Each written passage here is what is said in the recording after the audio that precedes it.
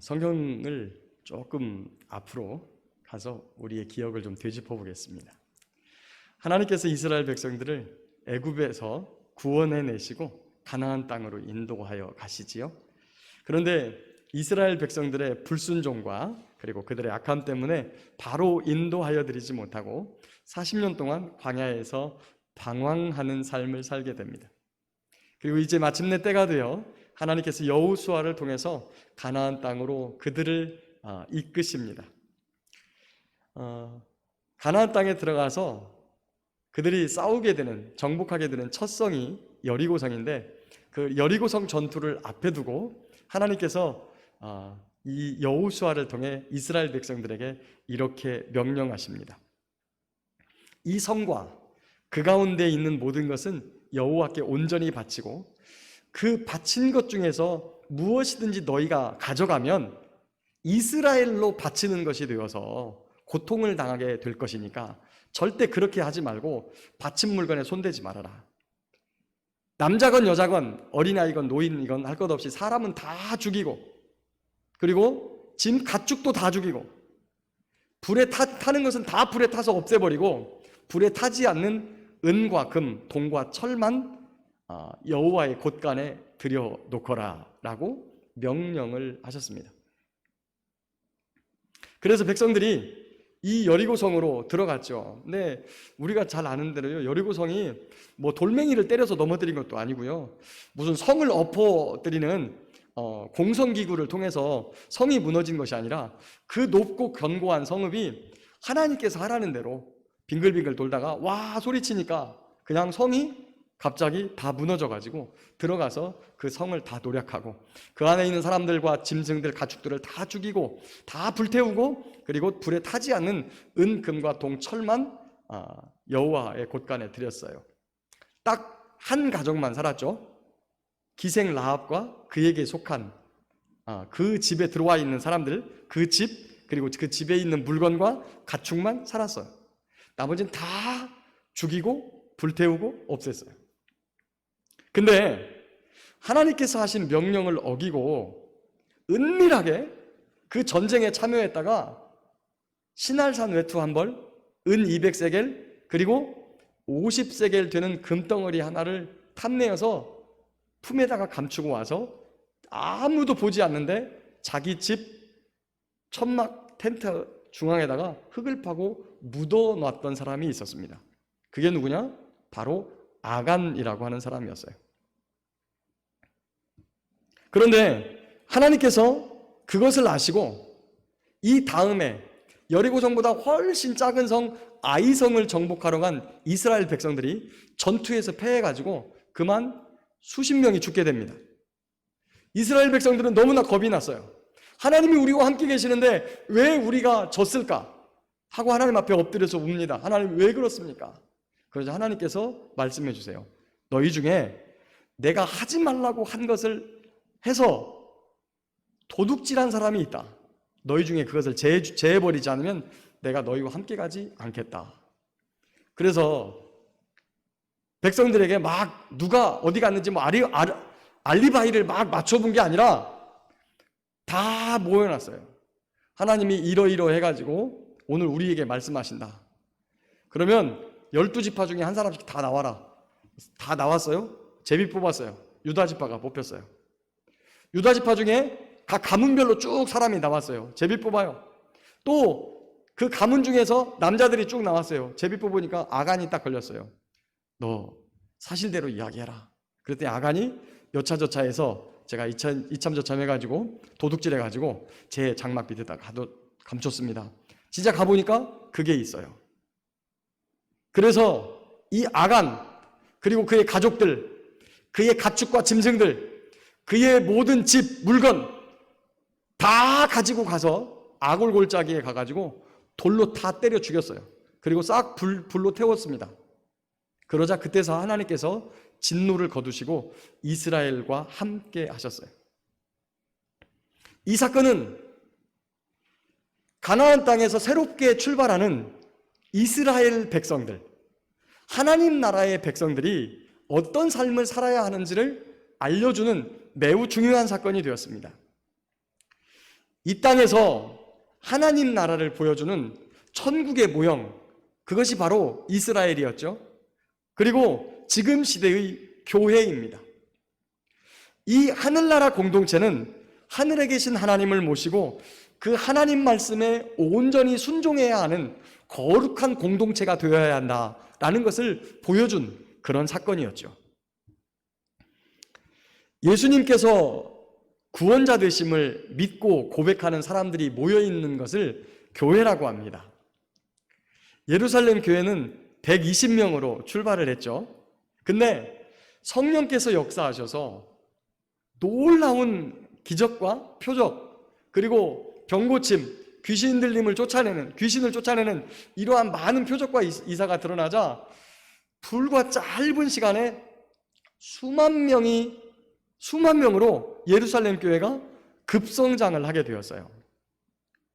그러면 많은 문제가 있을 것 같기도 한데도 불구하고 우리가 지난주에 읽었던 4장을 보면 4장 32절에 보면 믿는 무리가 한 마음과 한 뜻이 되어 모든 물건을 서로 통용하고 자기 재물을 조금도 자기 것이라고 하는 이가 하나도 없었다, 이렇게 하고 있었어요. 급기야 자기의 집과 밭을 팔아가지고 헌금해서 가난한 사람들에게 나누어 주고 그리고 함께 그것을 쓰게 한 사람들이 나왔는데, 그 사람 중에 누가 있냐면 구브로 출신으로 레위족인 요셉이라고 하는 믿음의 사람이 나타났어요. 사도들은 정말 이 요셉의 행동이 너무 정말 이렇게 선행이 뛰어나고, 그리고 사람들을 위로하는 그의 품행이 좋은 것을 사람들에게 칭찬하고 그리고 나타냈을 것입니다. 그리고 그에게 바나바라고 하는, 위로의 아들이라고 하는 이름도 붙여주기도 했어요. 훗날 사도 바울과 함께 1차 전도 여행을 갔던 인물이 바로 이 바나바죠. 이 아름다운 천국 공동체 예루살렘 교회에서 일어난 이 일은요, 예루살렘 도시 전체에 금방 소문이 퍼졌어요. 그래서 그 요셉에 대한 이야기, 바나바에 대한 이야기가 사람들에게 회자되었죠. 그래서 다른 성도들도 그것을 보면서 그럼 나도 우리 성도들을 위해서, 또 예루살렘 교회에 들어온 가난한 성도들을 위해서 내 집과 밭을 팔겠다고 하는 사람들이 나타나기 시작했던 것입니다. 그 중에 아나니아와 삽비라라고 하는 부부가 있었습니다. 그들도 자신의 소유를 팔아가지고 교회에 헌금하고 이런 아름다운 하나님의 나라의 삶에 동참하고 싶었어요. 그래서 부부가 상의해서 자신들이 소유하고 있는 밭을 팔아서 헌금하기로 합의했습니다. 여러분, 부부가 이렇게 큰 헌금하는 것을 합의하기가 쉽지 않습니다. 왜 그러냐면 부부가 똑같은 믿음을 가지기가 쉽지 않아요. 어떤 집은 남편이 되게 믿음이 좋은 반면에 어떤 집은 아내가 믿음이 좋습니다. 그런데 특별히 교회에서 가끔가다 그런 일이 있어요. 교회에 꽤 많은 헌금을 여자 성도님이 하셨는데 이거를 남편하고 상의를 하지 않았다가 나중에 문제가 되는 경우가 간혹 나타납니다. 제가 아는 한 여자 집사님이 남편하고 상의를 하지 않고 남편이 준 사업 자금을 가지고 꽤 많은 헌금을 교회에다가 냈어요. 근데 이 남편이 나중에 그 사실을 알게 되었습니다. 그리고 와서 교회에 와가지고 이 남편이 화가 나가지고 집사인데도 헌금을 돌려달라고, 그거 내가 헌금하라고 내 아내한테 준 돈이 아니라 내 아내 사업 자금으로 준 돈이기 때문에 그 돈이 없으면 안 된다고 헌금을 반환을 요청했어요. 교회에서는 그 돈을 그대로 반환했습니다. 근데 문제가 그 다음이죠. 이렇게까지 하고 나서 남편이 제대로 신앙생활을 하겠습니까? 어려운 거죠. 그래서 특별히 여자분들은 큰 헌금을 본인이 할 때는 남편하고 상의를 하십시오. 여러분, 정말 여러분이 하고 싶으시면 하나님께 기도하고 남편이 이것을 허락하게 해달라고 간절히 기도하고 상의하십시오. 근데 그렇게 기도했는데도 남편이 허락하지 않으면요, 안 해도 됩니다. 하나님이 말씀하시기를 아내의 머리는 남편이기 때문에 남자의 권세 아래 여자를 두었기 때문에 남편이, 여러분이 아무리 서원을 했어도, 하나님께 서원을 했어도 남편이 허락하지 않으면 그 서원이 무효가 되는 거예요. 그래서 여러분이 아무리 뭐 서원 기도를 했고 이랬어도 상관없습니다. 남편이 허락하지 않으면 안 하면 되는 거예요. 정말 하나님께 드리고 싶으시면 간절히 기도해서 남편의 허락을 구해야 됩니다. 자, 그런데 이렇게 부부가 한마음 되어서 헌금하는 것이 쉽지 않은데, 이 아나니아와 삽비라는 밭을 팔아서 헌금하기로 합의를 했어요. 그러니까 이 부부 사이가 되게 좋은 거죠. 근데 밭을 판 다음에 이 돈을 가지고 이제 헌금하면 되는데, 이 돈을 가지고 다시 논의를 했던 것 같아요. 그리고 남편 아나니아가 일부를 숨겼어요. 근데 오늘 성경이 뭐라고 하냐면 그 안에 삽비라가 그것을 알았더라. 다시 말하면 뭐 은연중이건 아니면 둘이 합의를 했건 그것을 가만히 있었다면 합의를 한 거라는 거죠. 그렇게 해서 일부만 헌금을 하기로 했어요. 그런데 그 일부도 적지 않죠. 사실 여기 저희도 이제 시골이다 보니까 시골 어른들 같은 경우에 땅을 굉장히 소중하게 여겨요. 땅을. 도시의 사람들보다 더 그렇습니다. 도시 사람들은 집을 굉장히 소중하게 여기는 반면에 이 시골은 땅을 굉장히 소중하게 여겨요.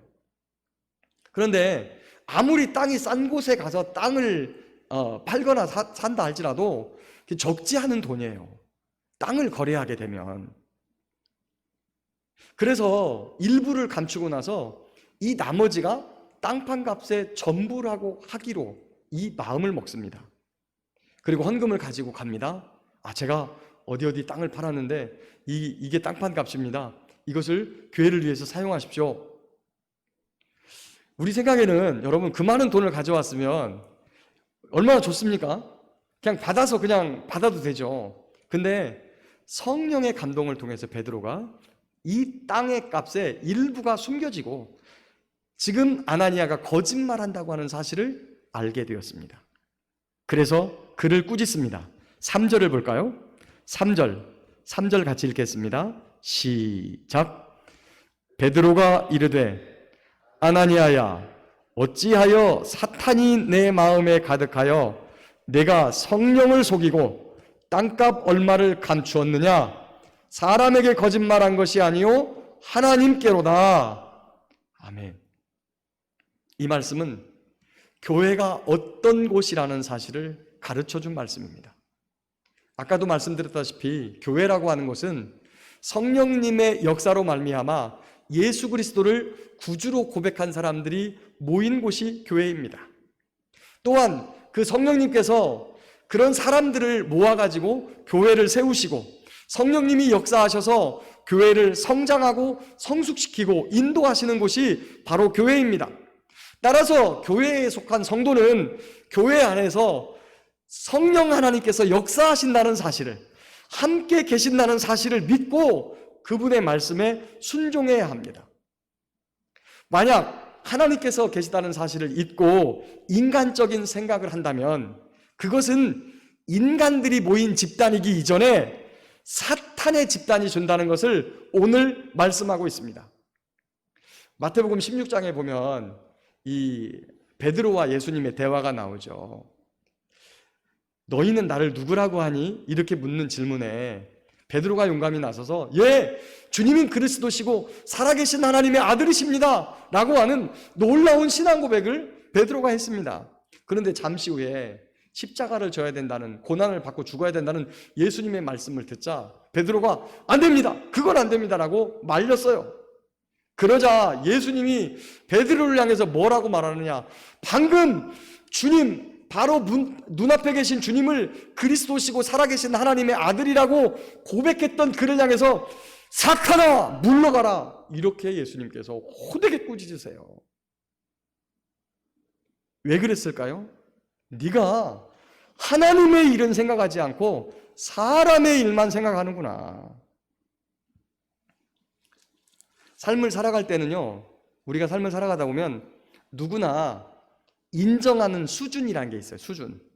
그것을 우리는 상식이라고 합니다. 삶의 방식, 상식. 그런데 하나님 나라에 있어서 그 상식이 전혀 통하지 않는 그런 일들이 꽤 많아요. 왜냐하면 교회는 하나님이 주인이시기 때문에 그래요. 교회 안에서도 웬만한 일들은 상식으로 하지만 때때로 상식을 넘어서는 일들이 많이 있습니다. 근데 그것들을 인간적인 눈으로 보면 그거 말도 안 되는 소리 같이 보여요. 그런데 말이 될 때가 있어요. 창세기 1장 1절에 뭐라고 나옵니까? 태초에 하나님이 천지를 창조하시니라. 이게 상식입니까? 상식이라고 하는 것은 누구나 인정하는 수준을 상식이라고 그래요. 근데 세상은 여호와 하나님의 창조주 되심을 전혀 인정하지 않습니다. 그리고 이어지는 수많은 이야기들, 요한계시록까지 이어지는 많은 이야기들 중에 상식이 뒤집어 엎어지는 사건이 너무나 많이 있다는 거예요. 그럼에도 불구하고 그것을 하나님의 말씀으로 듣고 뜻으로 알고 순종하는 사람들이 누구냐면 성도라는 거예요. 그러면 교회는 이렇게 완전 무결한 공동체여야 하는가? 아니, 완전 무결한 공동체인가? 아니죠. 저와 여러분들이 잘 아는 대로 저와 여러분들은 죄 덩어리들이에요. 죄 덩어리들. 아직도 죄 덩어리가 여기 앉아 있어요. 정확하게 말하면 죄에서 돌이킨 사람들이 모인 공동체가 교회예요. 그렇다고 죄 덩어리로 와 있지만 죄 덩어리 그대로 서로 속이고 상처내는 곳이어야 하는가? 절대 그럴 수는 없다는 거예요. 아무리 성도고 목사고 장로고 집사고 권사고 할 것 없이 우리 자신은 실수할 수 있습니다. 잘못 그것도 할 수 있어요. 죄를 지을 수도 있어요.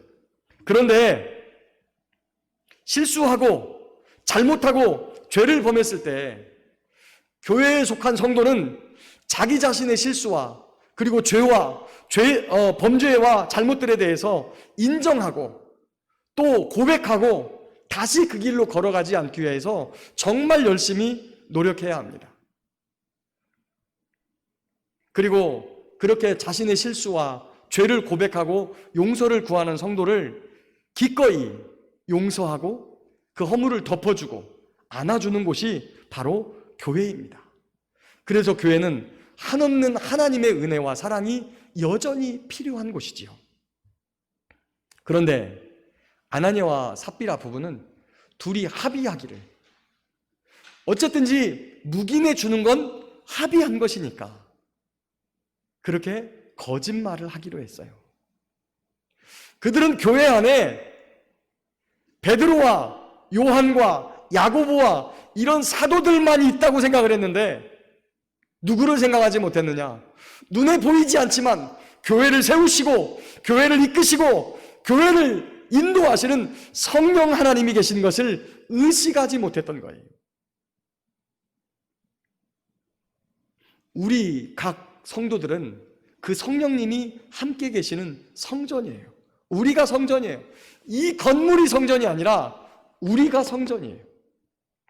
따라서 거룩한 성령 하나님이 계시는 이 교회 성전 안에서 성도는 거짓이 있어서는 안 된다라고 하는 거예요. 거룩한 주님을 믿는 성도들도 때때로 거짓말을 실수로 하기도 해요. 거짓말이라는 게 그렇지 않습니까? 내가 의도해서 하는 게 아니라 그냥 예전에 했던 습관들대로 그냥 툭 튀어나온다고요, 거짓말이. 그런데 그런 것을 숨기기 위해서 또 다른 거짓을 꾸민다면 이미 교회의 주인이시고 우리 안에 와 계신 성령 하나님을 속이는 것이라는 거예요. 양심의 소리가 들려오죠. 그때 성령의 소리가 들려옵니다. 너 지금 거짓말하고 있네? 그런데 그런 소리가 들려옴에도 불구하고 계속적으로 그 양심의 소리를 누르고 불의를 행하고 거짓 속에 산다면 이 안에는 성령님이 계신 게 아니라 누가 들어와 있는 거예요? 사탄이 가득하여. 네 마음에 사탄이 가득하여 라고 오늘 본문이 말하고 있는 겁니다. 야고보서 3장 14절에도 이런 말씀이 있습니다. 너희 마음속에 독한 시기, 다툼이 있으면 자랑하지 말아라. 진리를 거슬러 거짓말을 하지 말아라. 이런 지혜는 위로부터 내려온 것이 아니요 땅 위의 것이고 정욕의 것이고 귀신의 것이니 시기와 다툼이 있는 곳에는 혼란과 모든 악한 일이 있습니다. 사랑하는 성도 여러분, 저와 여러분은 성령 하나님이 이 교회를 세웠다는 것, 성령 하나님이 내 안에 들어와 계시다는 것을 믿는 성도입니다. 이 교회 안에서 성령 하나님이 계신 것을 믿고 성결하고 거짓이 없이 살아가는 저와 여러분들 모두가 될 수 있기를 예수님의 이름으로 축복합니다. 아멘. 지난주에 우리가 사도행전 4장을 살펴봤었는데요.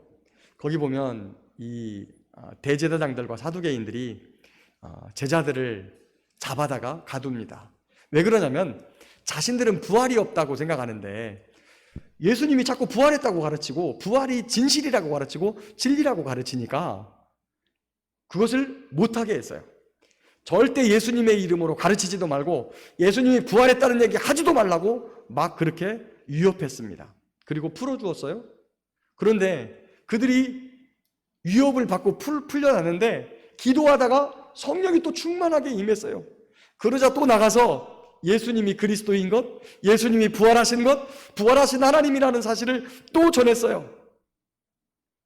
오늘 5장 12절 보니까 그렇게 성령 충만한 사도들을 통해서 표적과 기사가 많이 일어나서 많은 사람이 마음을 같이하여 솔로몬 행각에 모여서 말씀을 듣고 42절에 보면 제자들은 모일 때마다 예수님이 그리스도라고 가르치고 또 전도하기를 그치지 않았습니다.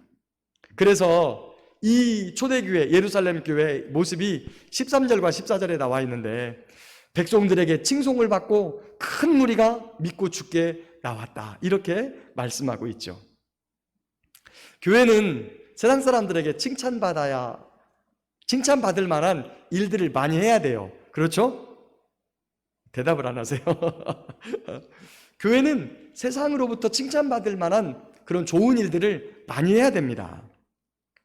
그래야 어떻게 되냐면 전도하기가 쉬워요. 그래야. 그렇지만 모든 사람이 그런 건 아닙니다. 아무리 교회를 칭찬해도 정작 진짜 중요한 거 복음을 딱 제시하게 되면 아주 완강하게 거부하는 사람들이 나타나요. 저희 동네에서도 저희 교회 싫어하시는 분이 많지 않습니다. 저희 교회는 저희 동네 사람들은 거의 대부분 다 좋아하세요.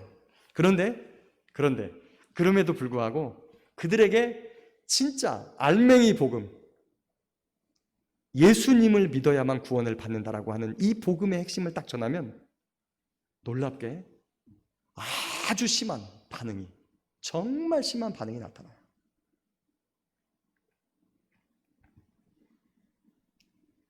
교회를 칭찬해도, 목사를 칭찬해도, 장로님을 칭찬해도 복음은 강하게 거부하는 사람들이 굉장히 많아요. 그럴 때 어떻게 해야 됩니까? 당황하거나 포기하지 마십시오. 인내하고 사랑으로 다가서면 성령 하나님께서 역사하실 줄 믿습니다. 초대교회로 몰려드는 많은 사람을 본 이 대제사장들과 사두개인들의 마음에 시기가 가득했어요. 시기가 뭡니까? 부러워하는 겁니다. 부러워하면 어떻게 되는 거죠? 지는 거죠. 부러워하면 지는 겁니다. 이미 그들은 교회에 졌어요. 그래서 어떻게 하느냐? 말씀을 전하는 사도들을 잡아가지고 감옥에다 가뒀어요.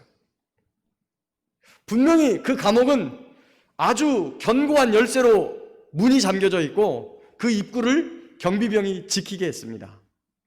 그런데 그 다음 날 그들을 잡아내려고 감옥에 가서 보니까 경비병이 잘 서 있어요. 감옥도 문이 잘 잠겨져 있어요. 열쇠를 듣고 안에 들어가 보니 아무도 없는 겁니다. 간밤에 주의 사자가 감옥 문을 열고 끌어낸 거예요. 그런데 이 본문을 자세하게 보면 그런 설명은 없는데 이런 것 같아요. 주의 사자가 나타나서 제자들을 이끌고 그 감옥에 한두 명이 갇혀 있었던 게 아니에요. 사도들 꽤 많은 인원이 갇혀 있었습니다. 근데 그들을 끌고 밖으로 나갔어요. 근데 오늘 본문 보니까 문이 여전히 잠겨져 있어요. 주의 사자가 제자들을, 아니 천사들은 왔다 갔다 그냥 하니까, 천사들은 그냥 영이니까 그냥 들어갔다 나갔다 할 수 있다고 치는데, 제자들은 육체를 가졌잖아요. 그런데 육체를 가진 제자들이 감옥문을 통과했는데 문이 열리지 않았는데 감옥문을 통과했다는 거예요. 그리고 그들을 데리고 주의 사자가 밖으로 나갔는데 문을 지키는 경비병들이 전혀 알아채지 못하고 있다는 사실이에요. 여러분, 때때로 성경은 우리에게 놀라운 기적들을 많이 설명합니다. 자세하게 읽어보면 야, 어떻게 이런 일이 있지? 어떻게 이런 일이 있을 수 있는 거야? 라고 느끼지만 성경이 그걸 오늘 우리에게 말씀하고 있는 거예요.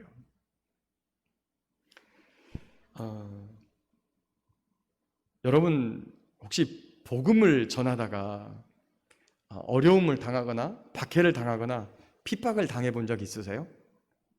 여러분 있으십니까? 저는 제가 여기 제천에 저기 탄약창에서 제가 첫 군 생활을 했거든요. 한 30여 년 전에. 근데 그때 제천 역전에 나가서 복음을 전한다고 영내대기를 당했어요. 영내대기를 당하고 밖에 못 나가게 하고, 그 다음에 제가 간부였었는데 제가 또 이렇게 지나가면 인사행정관이 저 위에 참모부에서 지나가던 제가, 밑에 지나가는 제가 눈에 띄면 저를 어떻게 부르느냐, 손가락 하나 이렇게 딱 세워놓고 야, 할렐루야, 너 이 새끼 이리 와.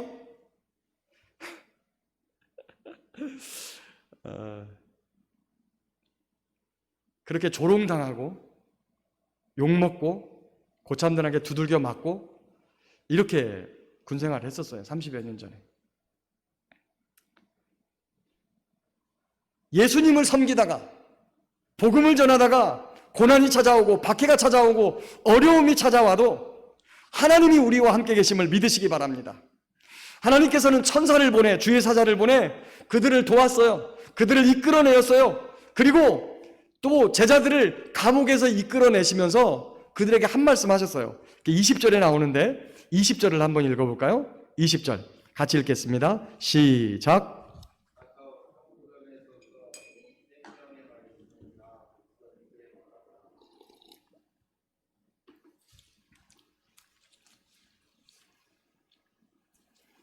어제 말씀을 전하다가 붙잡혀 감옥에 들어가서, 여기 보니까 그때가 새벽인 것 같아요.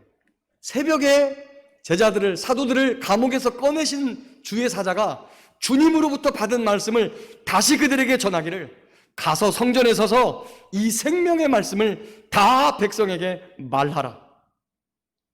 세상이 교회를 아무리 박해하고 핍박해도 교회가 멈추지 말아야 하는 것이 있다면 그것은 바로 생명의 말씀을 전하는 것, 바로 복음을 전하는 것입니다. 이 대한민국은 자유공화국입니다. 자유민주주의 공화국이에요. 그럼에도 불구하고 지금 유행하는 코로나 전염병으로 인해서 교회에 나가지 말라고 하는 공문이 최일선에 있는 공무원까지 다 이미 전달된 상태예요. 그리고 교회에 나가서 예배하다가 코로나가 걸렸다는 이유로, 아니 그 사람이 그 기관에서 일하다가 걸려가지고 교회에 가지고 왔을 수도 있어요. 그럼에도 불구하고 교회에 다니는 공무원이 코로나가 걸렸다는 이유로 직위를 해제할 정도로 아주 어려운 상황입니다. 그러나 여러분, 겁내지 마십시오. 두려워하지 마십시오. 세상보다 크신 하나님, 세상의 주인 되신 우리 주님께서 함께 하시고 돌보아 주십니다. 천사와 주의 사자들을 보내서 우리를 도와주실 줄 믿습니다. 대제사장들이 사람들을 보내가지고, 부하들을 보내서 사도들을 데리고 오라 그랬는데 군병들이, 경비들이 멀쩡하게 지키고 있고, 그리고 감옥문도 잠겨 있는데 그 안에 사람이 없는 거예요.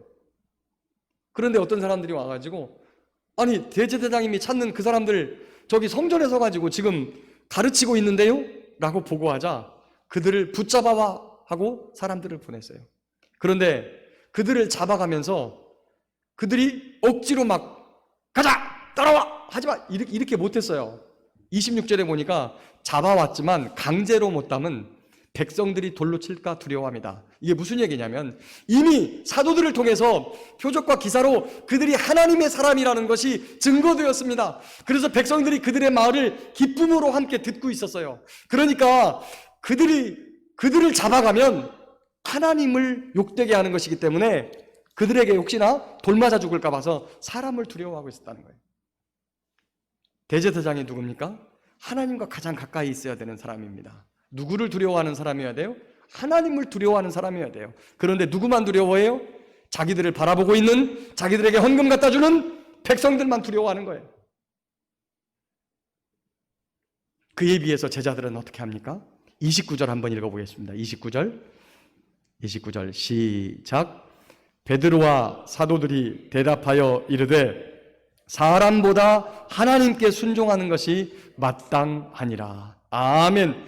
사람보다 하나님께 순종하는 것이 마땅합니다. 사도들은 자신을 감옥에 가둘 힘과 권세를 가진 사내들인 공의원, 자신들을 죽일 수도 있는 그런 힘을 가진 사람들이지만 그들을 두려워하지 않았어요. 오히려 그들 앞에서 당당하게 복음을 전합니다. 너희가 나무에 달아 죽인 예수를 우리 조상의 하나님이 살리셨다. 이스라엘에게 회개함과 죄사함을 주시려고 그를 오른손으로 높이사 임금으로 왕으로 구주로 삼으셨느니라. 우리는 이 일의 증인이요 하나님이 자기에게 순종하는 사람들에게 주신 성령 하나님도 증인이시다 라고 당당하게 고백하는 거예요. 요한복음 15장 26절에 보면 예수님께서 이 땅에 계실 때 제자들에게 하신 말씀 중에 이런 말씀이 있었습니다.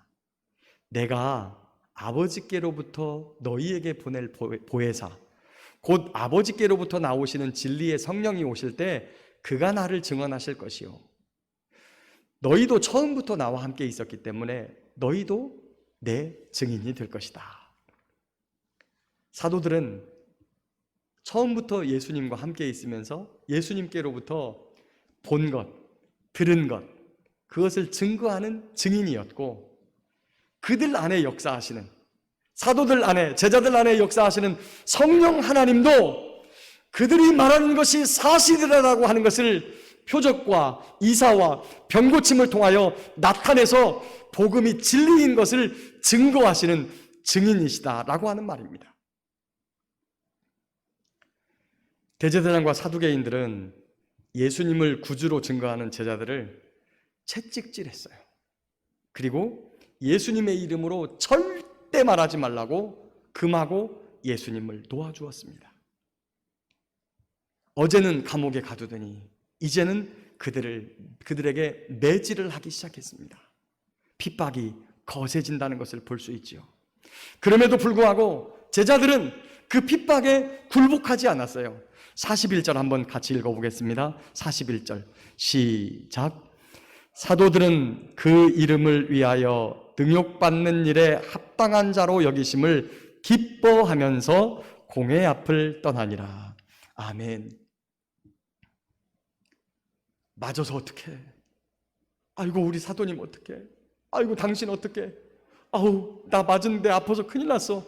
이렇게 하지 않고 예수님 이름 증거하다가 능욕받는 일에 매맞는 일에 내가 합당한 자로 여기심을 받았다라는 것을 기쁨으로 삼았다는 겁니다. 사도행전에 증인이란 말이 있습니다. 증인. 이 증인이란 말은 법정에서 자기 목숨을 내놓고 증거하는 증인이다라고 하는 의미도 있고 또 하나는 그런 의미 속에 순교자라고 하는 의미가 함께 포함되어져 있습니다. 예수님의 증인으로 산다는 것은 순교를 각오해야 하는 것입니다. 그것들을 힘들게 억지로 감당하는 것이 아니라 예수님의 이름 때문에 받는 능욕, 핍박, 박해는 내가 예수님을 제대로 증거했다고 하는 합당한 자로 여기심을 받았다고 하는 그것을 가지고 기쁨으로 삼았다고 하는 귀한 말씀을 우리에게 해주시고 있습니다. 말씀을 맺겠습니다. 사랑하는 우리 대덕교회 성도 여러분, 성령 하나님께서는 우리에게 오셔서 은혜를 주심으로 예수님을 믿고 구원을 받은 하나님 나라의 백성이 되게 하셨습니다. 그 하나님이 우리 안에 계시다는 것을 믿고 우리는 거룩한 백성, 거짓을 버리고 참된 것을 말하는 거룩한 백성이 되어야 합니다. 또한 교회는 칭찬받을 일을 많이 해야 합니다. 그러나 칭찬받는 것이 교회의 본질은 아닙니다. 복음을 위해 애를 쓰면 칭찬은 따라오는 것이지 칭찬받기 위해 칭찬받을 일을 해야 하는 것은 아니라는 말입니다. 교회의 본질은 성령의 음성인 말씀에 순종하고 거룩하게 살아가는 것이며 예수 그리스도의 주 되심과 왕 되심을 전하는 증인이 되어야 한다는 것입니다. 그 과정에서 때때로 고난과 핍박이 찾아올 수 있습니다. 그러나 우리만 고난받는 것이 아니라 우리와 함께 계시는 성령님도 그 증거를 함께하고 우리와 함께 계시다는 사실을 믿으시기 바랍니다. 마지막으로 요한복음 15장 18절 말씀을 읽어드리고 마치겠습니다. 세상이 너희를 미워하면 너희보다 먼저 나를 미워한 줄 알라. 너희가 세상에 속하였으면 세상이 자기의 것을 사랑할 것이나 너희는 세상에 속한 자가 아니요 도리어 내가 너희를 세상에서 택하였기 때문에 세상이 너희를 미워하느니라.